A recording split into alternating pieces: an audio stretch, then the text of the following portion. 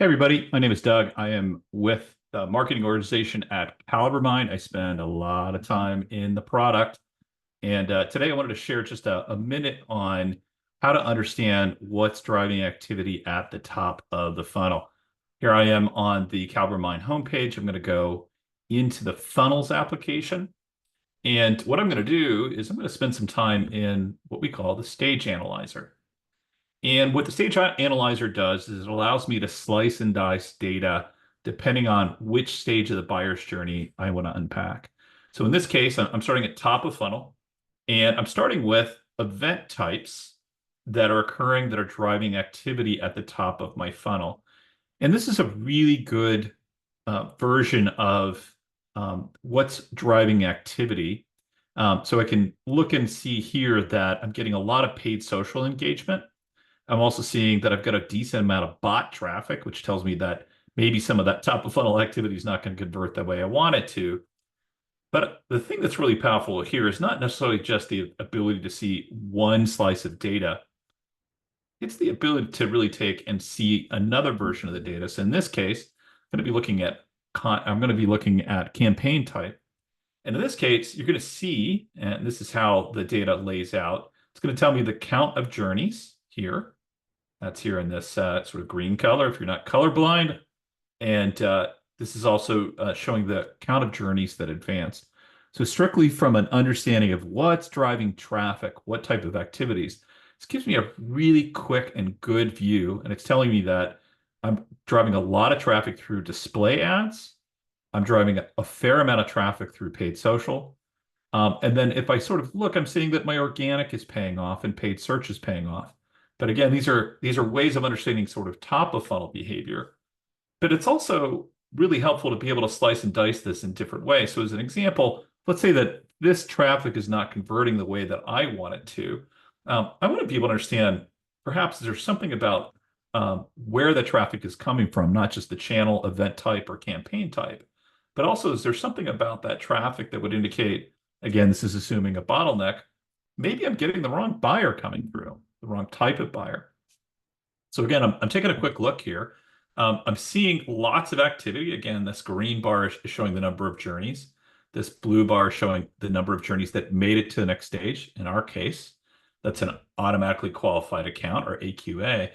I'm looking at this, I'm seeing a pretty good mix of the folks that we would hope to have come to the website. So that looks pretty good.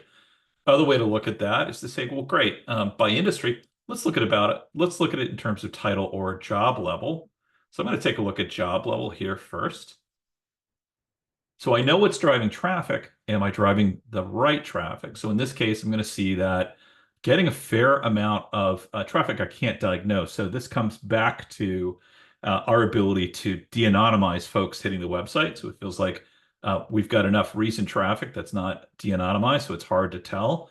But I am seeing a fair number of C-level executives, and I'm seeing directors and managers. But if I'm seeing anything here that would be worrying, I'm not seeing as many functional folks as I would like. Those are typically the folks that lead our buying cycles.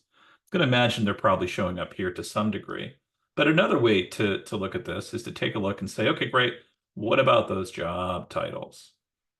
So if I take a look here, probably going to see a lot of that data that's not de-anonymized yet. So there's going to be a big bar here, but I'm still going to be able to understand by proxy really who else is coming through. So yeah, we're seeing this no group by. It's really impacting my view into what's coming through from a funnel standpoint.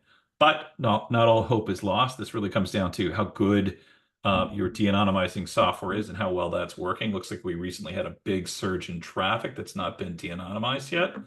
And if I'm going to go back to the original use case here, what I also want to be able to do is to show off just how the channels start translating as you get down through the funnel.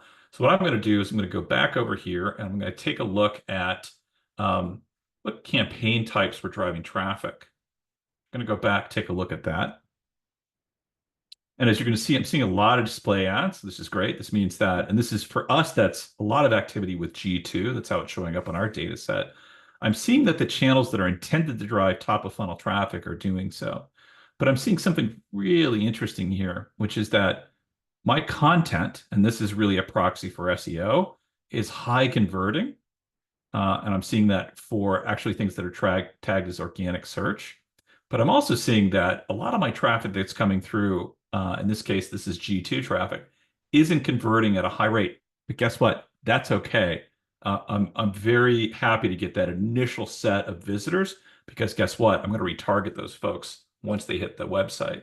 What's really interesting is I start to come down and look at other aspects of the funnel. So what I'm going to do is I'm going to keep myself here with the campaign type. But what I'm going to do is I'm going to start looking at what's happening as I get a little bit further down in the funnel. So here I am in my demand generation funnel. I've got a good look back period here. So what I'm going to do is I'm actually going to start looking as I go down. I'm going to start looking at, I'm going to make sure I've got, yep, I'm going to toggle here for all events. And then what I'm going to do is I'm going to make sure I'm measuring journeys. Fantastic. What I want to do is I want to just go down another stage here. So let's take a look. How is that translating into AQA? So we saw that it's getting a lot of G2 traffic that wasn't converting per se. Then the question is, in terms of that traffic that's making it through, how is it converting later on? So what I'm seeing is that folks that are in that AQA stage, they're entering quite often because of events, which is fantastic.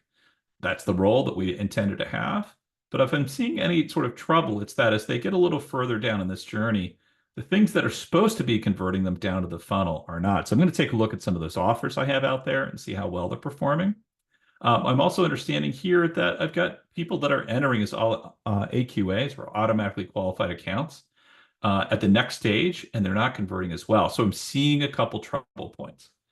Back to the original use case, what we want to do is we understand really what's driving traffic at the top of the funnel, and then how do we sort of parse that, slice and dice it, if you will, to help us really understand the rest of the buyer journey.